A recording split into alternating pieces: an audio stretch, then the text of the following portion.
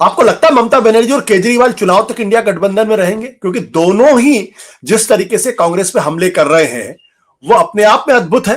और अभी ममता बनर्जी का एक बिल्कुल ताजा बयान आया है जो मैं अभी आपको स्क्रीन पर दिखा रहा हूं। उन्होंने कहा है कि हमें नहीं लगता कि कांग्रेस 40 सीट भी जीत पाएगी। फिर क्यों इतना घमंड? अगर दम है तो मोदी को बनारस में हराओ, वहां हार रहे जहां जीतते थे। यह है ममता बनर्जी का लेटेस्ट बयान। अब इस बयान के संदर्भ अगर आप देखें तो ये तो बिल्कुल गठबंधन का मतलब ये गठबंधन तोड़ने वाली है या फिर निकलने वाली है। देखो, डिपेंड करता है आप उसके स्टेटमेंट उसके हिसाब से देखिए। कांग्रेस पार्टी को 2 सीटें उन्होंने कहा हम ऑफर करते हैं, 2 सीटों की बात हुई थी। कांग्रेस के पास कैपेसिटी वहां जीतने की नहीं है। ममता का ये कि अगर आपने मोदी को रियली बीजेपी को हराना है तो जो 18 सीटें बीजेपी की है उसको भी तो मेरे को जीतना होगा उनमें से कुछ। वो 18 से 40 पे पहुंच के जाती, 30 पे पहुंच गई तो क्या होगा? तो उनको लगता है कि कांग्रेस हैसियत में नहीं है कि वो वहां पर बीजेपी को हरा सके। जो सीटें कांग्रेस को दी जाएंगी वो बीजेपी वहां हारेगी, उसको लगता है कि बीजेपी वहां हर हालत में जीतेगी। तो इसलिए बीजेपी जब स्ट्रॉन्ग होगी, अगर कांग्रेस नहीं जीत पाती, एक वीक पार्टी लड़ रही है तो उसका पॉलिटिकल दृष्टिकोण ये है कि मुस्लिम उसके साथ है, कांग्रेस के पास कैंडिडेट नहीं है और पर्सनल लाइफ उनकी झगड़ा अधीर रंजन के साथ इतना पर्सनल है कि वो अधीर बात नहीं आते उसके बाद गाली से। तो उसकी स्ट्रेटजी बड़ी क्लियर है कि अगर आपको बीजेपी को हराना है तो कांग्रेस नहीं हरा सकती, ना सीपियां हरा सकती, केवल मैं ही हरा सकती हूँ। मेरे पास धन भी है, मेरे पास बल भी है, मेरे पास बाहुबली भी है, मेरे पास मैं हूँ जो सबसे ज्यादा अग्रेसिव हूँ।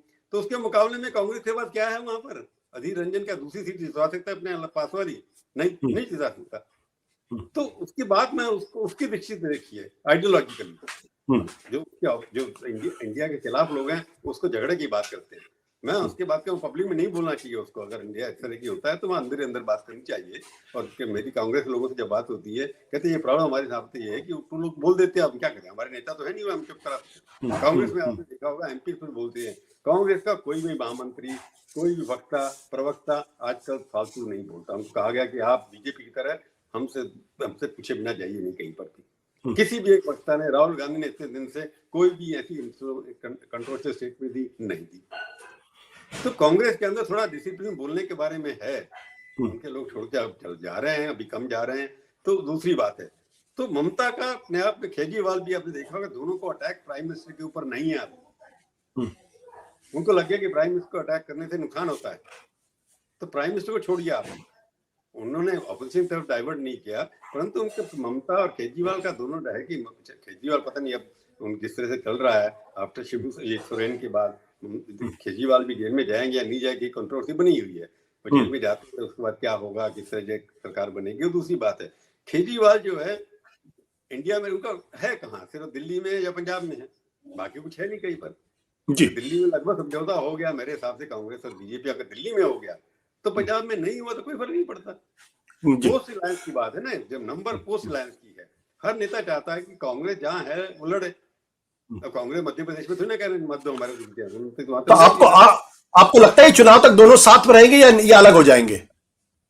खास में स्टेटमेंट क्या उनके पास वहां ऑपोजिशन कहाँ है? दिल्ली के अंदर कांग्रेस को अगर एग्रीमेंट हो जाता है कांग्रेस तो एक प्रिंसिपल एग्रीमेंट तो हो गया ना। अगर पंजाब में नहीं होता तो दूसरी बात है। मेरे को लगता है कि वो अलायंस का पार्ट, फॉर्मल अलायंस जिस तरह से चल रहा है, डुलता मुलता चलता रहेगा। ऐसा कैसा एक दूसरे के खिलाफ सीटें खड़ी करेंगे, एडजस्टमेंट होगा, कहीं पर फ्रेंडली कॉन्टेस्ट होंगे, परंतु मेरे को लगता है पहले से कम सीटों पर मल्टी कैंडिडेट्स नहीं होंगे, ऐसा लगता है मेरे को। पर सारे इकट्ठे रहेंगे इसमें अभी डाउट है मेरे को। सत्य हिंदी का ऐप डाउनलोड करें गूगल प्ले स्टोर पर।